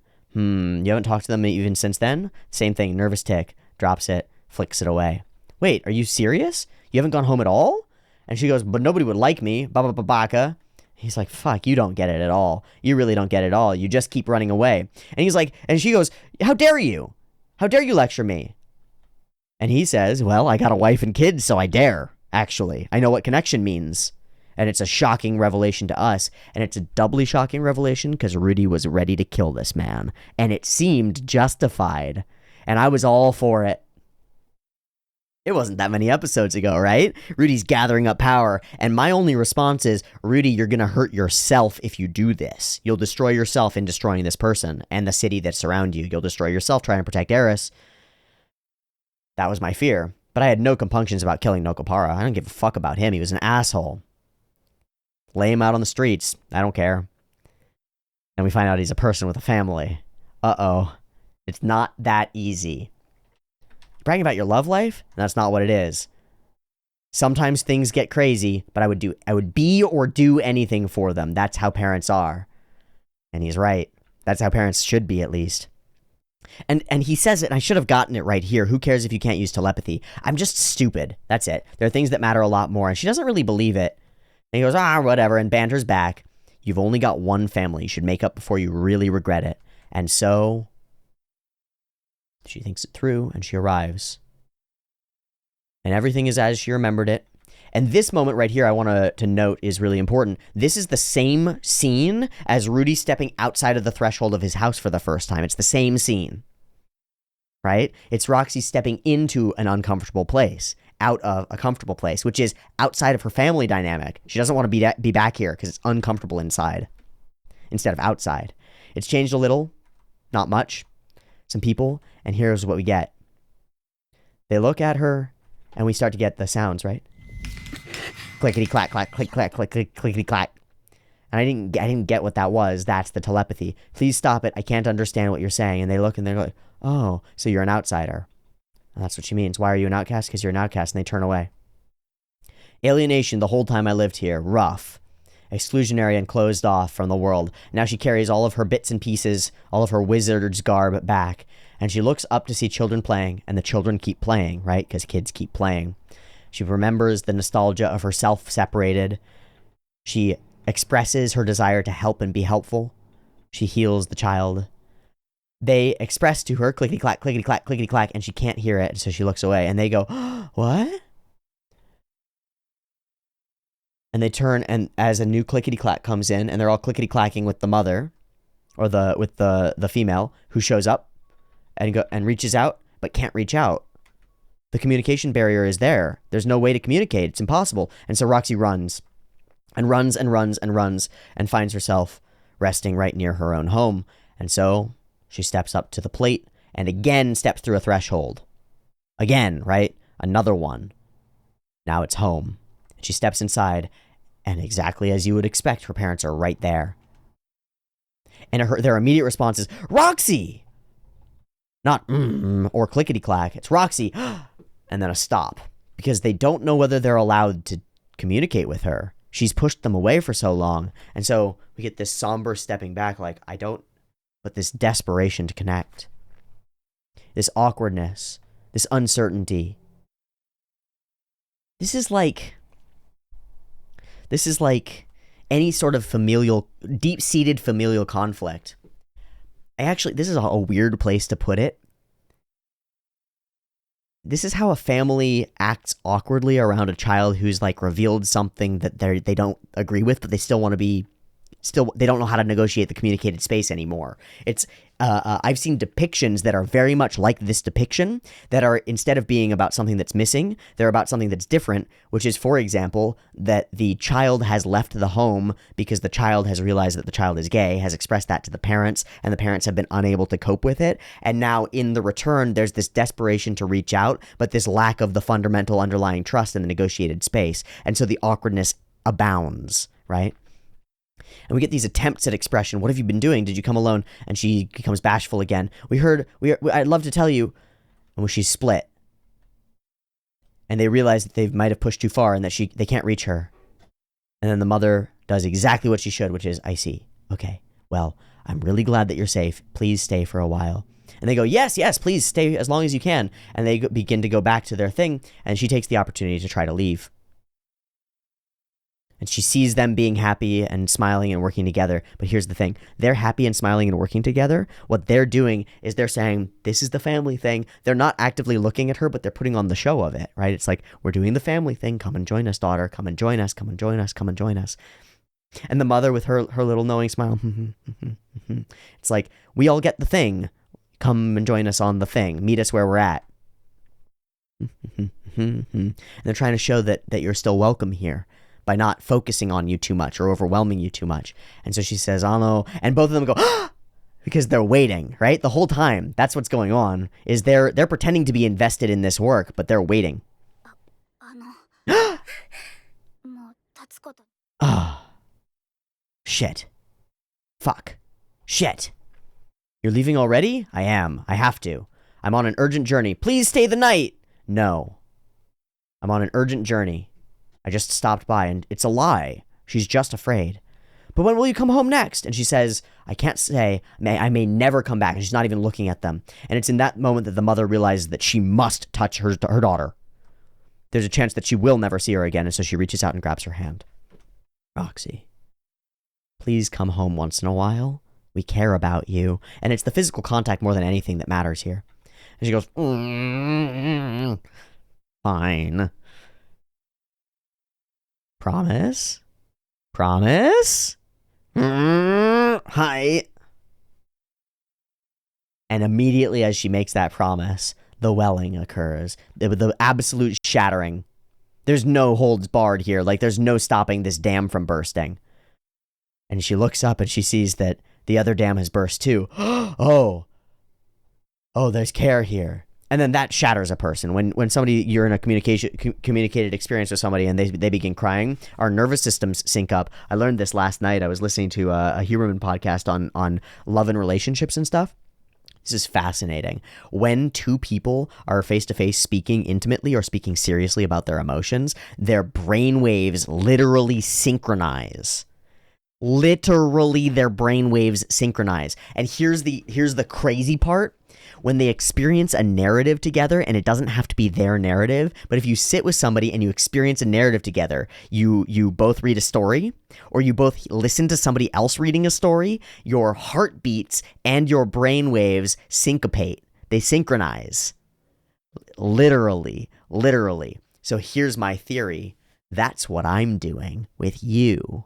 We're sitting here engaging in a narrative together and observing it together, and across time and space, my brain and your brain are literally synchronizing on the narrative experience that we're sharing. And I need to share this information with Ed from Psyculturist because I don't think he knows it neurobiologically. I don't think he has the grounding. If he does, then I'll be amazed and that'll be awesome. But I'll bet that that he'll go, whoa, that's super cool. And then he'll tell me something even more interesting that he thinks about because he's got more pieces than I do. But I want to come and share this piece with him because it's a fucking cool piece, is that our brainwaves literally synchronize with people when we're speaking to them or sharing a narrative, and when we experience a narrative together. It's why date and a movie is exactly right. You sit across the dinner table and you share the narrative of the experience of eating together, and you share narratives about your own life. Who are you? Where are you going? And that's why the best date conversations or communicative conversations talk about past, present, future in that order, right? That you tell the story of your own life and the other person tells the story of her own life or his own life, right? Whatever, or their own life. I should have just said there in the first place. Sorry. Just catching myself. Tells the story of their own life, right? And then what you're kind of doing is you're elaborating the narrative of life as a whole and trying to figure out whether your narrative of life and their narrative of life could synchronize to some extent, at least for one night, right? Could we synchronize around something?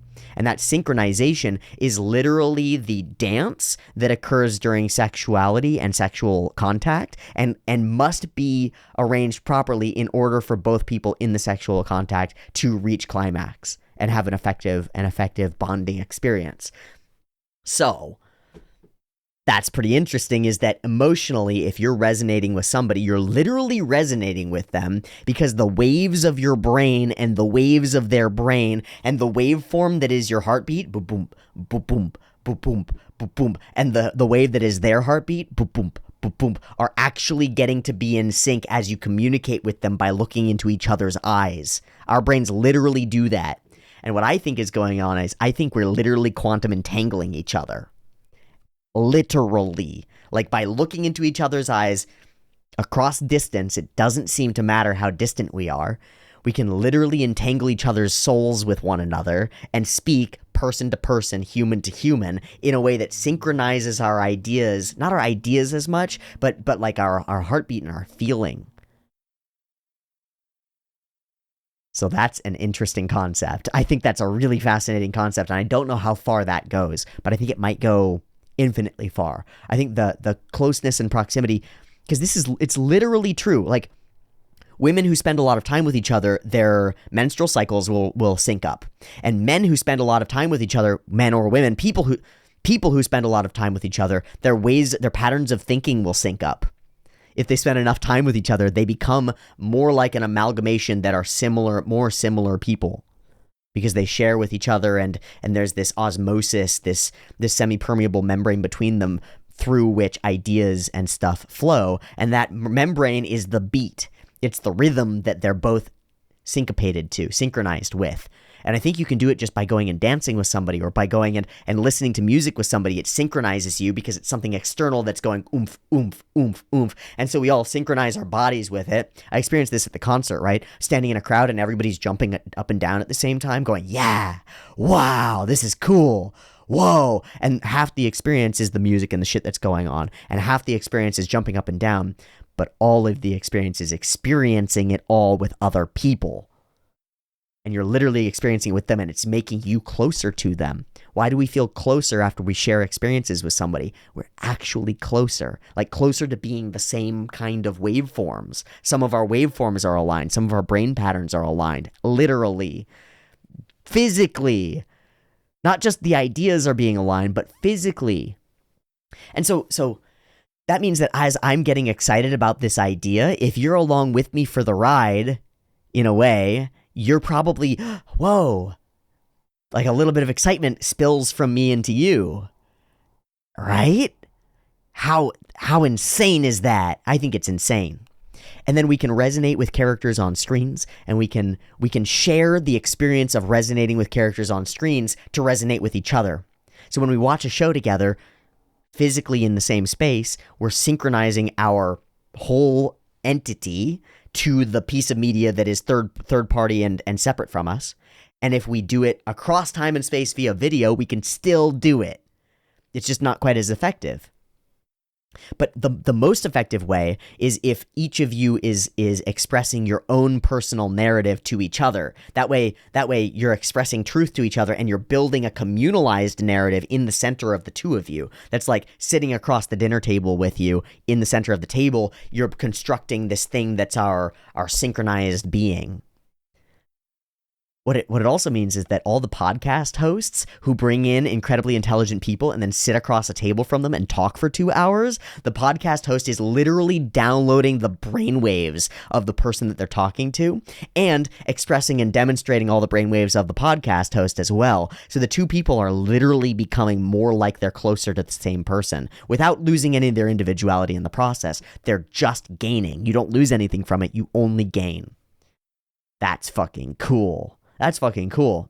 So it's unfortunate in the process of our parasocial relationship, mine and yours. It's unfortunate that it's a one-way street because I only get back your text comments and stuff. And we'll see if getting people on like a phone thing or like a go live together sort of idea might be possible, or like a call-in show sort of idea might be possible. And then we can have sort of face-to-faces and see if that does more for us. But I wanted to bring it up because that's exactly what happens here. Roxy turns and she sees her mother crying because she holds it back. She's capable of restraining it. She sees her mother crying. I promised myself that I wouldn't cry if I ever got to see you again. And the expressionism, by the way, the animation on expressions of characters is great. It's much better in the next scene where Roxy actually falls apart. I'm so sorry. Roxy looks at her mom. Mom. Dad. And she looks up and she sees the history that's up on high on a shelf. She remembers, truly remembers the nostalgia. And we've got this moment where she's teaching her the words, right? And loving her anyway. And you've got the father going like, fuck, my daughter's different. Fuck, my daughter is different. But the mother is loving her. So you come up here and we click, clack, click, clack, click, clack, and she can't deal with it. They don't mean anything to her. It's overwhelming. Why will no one talk to me? It's my fault. I'm sorry. They always seemed heartbroken, and so I blamed myself. Of course. I was an outcast because I couldn't telepath. Right. I was sure that these people would be happy if I were gone. That's what I thought. And with the mother weeping, excellent scene, by the way. Exceptional looking. Weeping, distraught. Roxy cannot hold on, and the tears well up without her will, right? Just in resonance with the mother in front of her. We go, pow, and it's uncontrolled. The damn dink, dink, dink, dink, little holes in the dam, the wall that she's built against the emotions within her, begin to pop, pop, pop, pop, pop, and she falls apart. She falls apart, and she falls directly into her mother, which is exactly where you should be able to fall. If you're falling apart, you should be able to go home. And some people can't. And some people think that they can't, like Roxy did, but they can. And that's the magic of this episode, is that sometimes home is just waiting for you. And that's a lesson that I have to take to heart, because it might be that my home is waiting for me and I might need to go there. It scares the shit out of me. I want to step back and I want to say something else. I want to say something about the way we establish or demonstrate Roxy looking at people who are clickety-clacketing at her. Especially here, she goes up and she's going to try to engage with the children in the playground, and the children turn to engage with her at the playground, and she looks at their faces, and their faces shine and sparkle too bright. Like she can't look at them. It's too much, right? I think from my research, and I might be wrong about this, and I'm totally accepting of that it's wrong, but it's interesting, because I was talking about autism spectrum disorders. Let me make sure that I'm using that precisely correctly.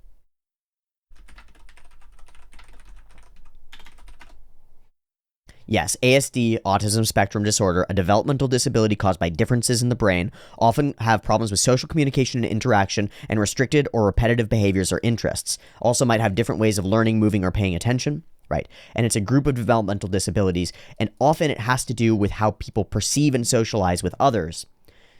Specifically, for many of the spectrum-y people that I know, and I know and have known a number of them, and I've been good friends with a number of people who are on the spectrum. Some of the most brilliant people that I know are. And I believe that I believe myself to be very slightly as well. And I might be more than I actually think, or less. I don't know. But I believe myself to be on there too, because I have some significant difficulties with comprehending social interaction. It's like maybe I see too much, and that's the way that it feels actually. And that's what I'm ideating here, is that I've ideated this idea over the last couple of episodes of different shows. I talked about it in Cyberpunk, and I talked about it in the Daily Brew today, and now I'm talking about it here. And the idea is this: children have trouble looking at human faces because they're too complicated. They're too able to articulate emotion and expression. There's too much going on there. And so anime character faces, cartoon characters, are much simpler, and we can read them more easily. And it's like reading a small book with big words where the expressions are obvious. And the anime character goes, "Wow, yeah, I'm so happy. This is what happy looks like." Or the animator goes, "I'm so sad. I'm a big sad man." Right? Like it, and that's what is actually needed. And it's like big text that says, "The hungry caterpillar was hungry." And the kid goes, "Hungry." And similarly, the kid goes, "Face. That's a person," and goes, "Smile is happy." And I'm watching the child in our house do this, because the child does this exact same thing too. Goes like, "He's a good guy. He's happy. She's sad." And he's mapping those emotional states, which are his own emotional states, empathetically mapping those onto the expressed emotions of cartoon characters in Disney and DreamWorks films. When he's seen The Road to El Dorado a few times, and he loves it. He loves it to pieces. But he looks at the expressions of the characters, and he goes like, "He's sad now." And it's like, "Yes, kid, he's sad now. That's correct. That is what that expression is." And then the kid goes, "Brrr," and he's like, "Oh, all the times that I have seen faces like that, and when I shape my face like that, that's the feeling of sad. It's all one thing," right? My theory is that, to a large extent, a lot of the people who have disorders on the autism spectrum have this difficulty where they look at faces and they're overwhelmed by the ability that they have to see them.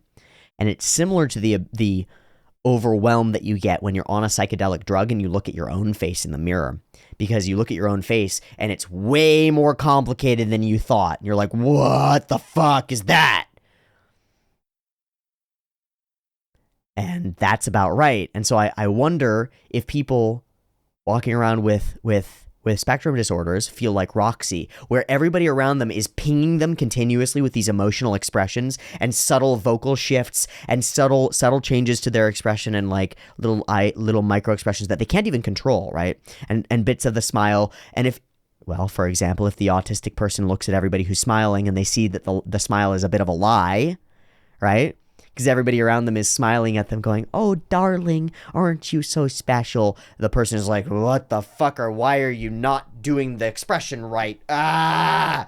And it's just a wall of no, and want to get the fuck out of it. overwhelm, can't compute, cannot process, too much information, too much seeing, not enough filter, not enough pattern recognition, or too much pattern recognition. But this moment, this feeling of like click, click, click, click, click, click, click, click, click, and it's these things being expressed to you that are too bright for you to look at.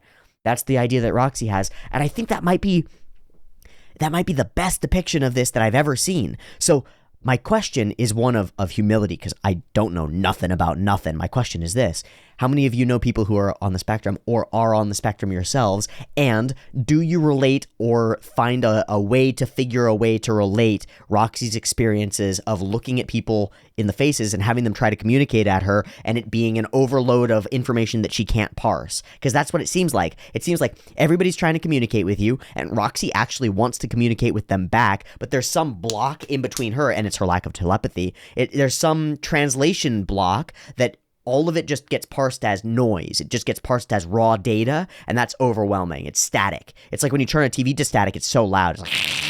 It's like that's static. And so whenever she's around people who are telepaths, that's what she feels all the time, is like too much all the time. And that might be autism. It's like Mao in Code Geass, who has the thing where he can hear other people's minds, but he hears too much, and so he's trying to drown it out all the time with repetitive behaviors. That's part of the idea too, and I think that's an aspect of the disorders as well, is that it's literally just your ears are open, your eyes are open all the time, and you can't close them, and you can't even filter them down and focus. You just get the whole wall of experience and communication all at once, all the time, no matter what. And it's like, it's too much. It's a sea. It's chaos. It's a flood. And that's what I think Roxy experiences. Something like it. And I think that might be an expression of what a lot of people who are disordered experience. So we get the click-clacks in her dreams, and she sees them as fireworks, as a celebration. And she wakes calm and comfortable in her home with her family around her, and they are desperately happy for her to be there. Hello, mother. Hello, father. And she gets to eat with her family. And yes, she's actually leaving now, and there are reasons for her to go. And they express that, yes, this boy visited and was Rudy. And she goes, what the fuck? You what? And she finds out all the things that he is with Rougeard and all these things. And she knows that he's okay, and so she can go off on her own journey to search for the people that she finds important as well. And of course, we return and we find Alina Lise is fucking, and not much has changed in Roxy's world, but Roxy has changed immensely. Because she's grounded in her family. She thought she could never go back, and now she's gone back, and she knows she always can. And that is a spectacular revelation to have, and one that I hope to come to you with and say that I have gone through recently as well. So, I wouldn't put it past Rudius. I wouldn't put it past Roxy. This is a baller fucking episode when it comes to self-restriction and emotional restraint, and potentially some ideas around how to resolve these conflicts and how to step into uncomfortable situations emotionally, that I think is really excellent. And it recolors all of Nokapara and his interactions in a really fascinating way, and it demonstrates where all our characters at as sort of a scene setting, place setting sort of thing. I really like the episode, and I really enjoy what I've gotten out of it. I'm sure there's a ton that I've missed, and so I'll ask two favors of you before we leave. The first favor is this. Please write a comment. Please write a comment. I don't care if it's just, hi, I'm writing a comment because I was told to. That's fine. It'll boost the YouTube algorithm anyway, which is great, by the way. And if you'd like to help with that, a like and a sub on the channel, they go a long way. I plan to be doing cool things on the channel. I know I dropped some subs because I was putting a bunch of videos that nobody wanted, but the sub count is going back up. Like the number of subs per week per month is going back up, so that's good. And I want to bolster that further and be like, hey, YouTube, no, you want to push my content to people. You actually would like to push my content to people because people will watch it, and that would be pretty good. So that's the first thing that I would ask of you. And the second thing is this. With no intent at manipulation other than to put a hat out there and say, please, this is my work. This is what I do. This is what I choose to do. And I choose to make it completely free because I hope that its freedom makes it more accessible. And it's the ideas that I'm talking about reaching people is more important to me than my own wealth. I don't give a fuck. So I'm going to make the videos free. In exchange, I ask of you this. if you found something useful in the video, throw me $1 on Patreon, and come join us in the Discord where we talk about anime and stuff, and where you can meet all the weirdos who live in the Discord and talk about anime and stuff, and that might be good. I'm trying to build a little collaborative community over here, and it's weird, and I'd love to have any and all of you along, so please come and support the Patreon if you are so desirous, if you want to. If you got something valuable out of this video or the other videos that I put up on this channel, it really means a lot, and I would appreciate it immensely. Thank you for even considering it.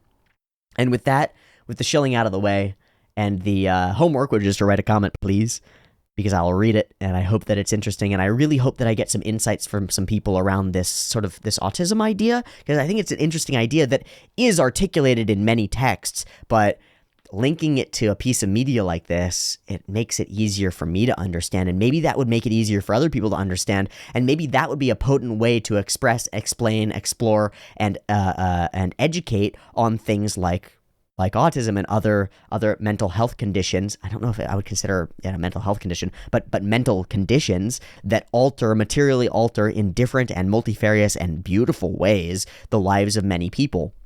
That could be really cool. Anyway, thanks for watching. I hope you enjoyed this episode and the conversations that we've had around it and the previous one, and I'll see you next week for the next episode of Mushoku Tensei. Peace.